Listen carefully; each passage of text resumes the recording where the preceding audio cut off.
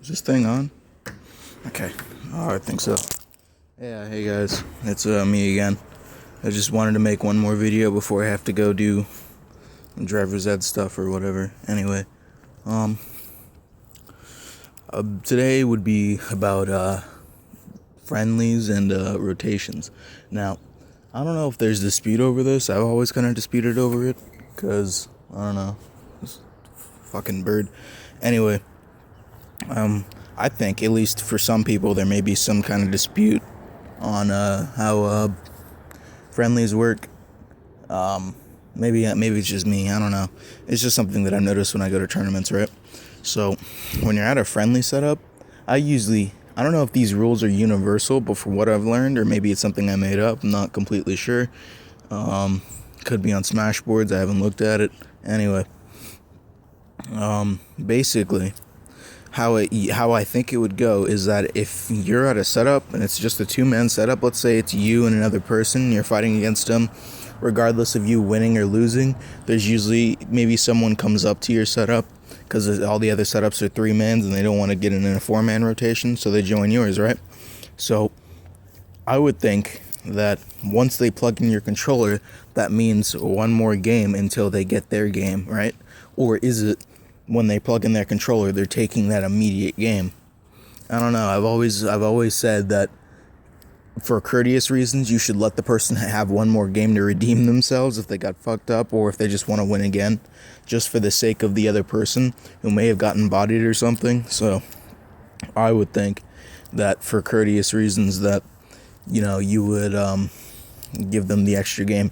Now, not everyone knows this, I won't think. Most of the time when I go to tournaments, but I go to a lot of locals in my area, so everyone's kind of the same, right?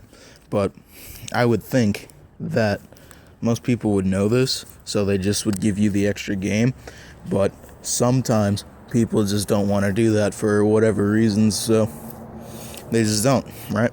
But I don't know, dude.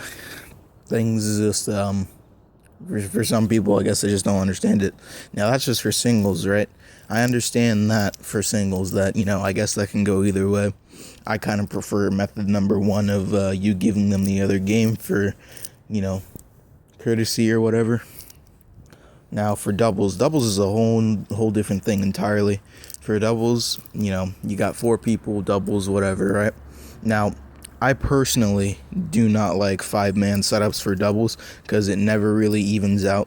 Because if you have one team winning constantly, then you have to switch in the other person. Now, that other person very well may make that team way better, but it just ends up having this off switch of 3 and 2, and it just doesn't seem to work right. And plus, it kind of makes doubles even longer, right?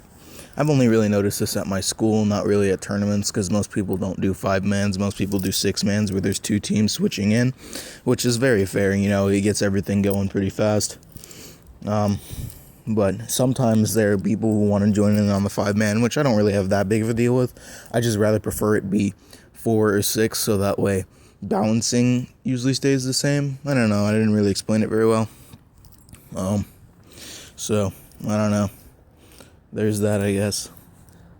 The only other thing I would say is that, I don't know, for tags, because some people, I don't know, they like to keep Rumble on. Like, I use Rumble. I can go with or without, but I prefer it because it just makes it feel more solid, I guess, like my inputs and stuff. So, I don't know. Whatever you do, leave your comments below if anyone watches this.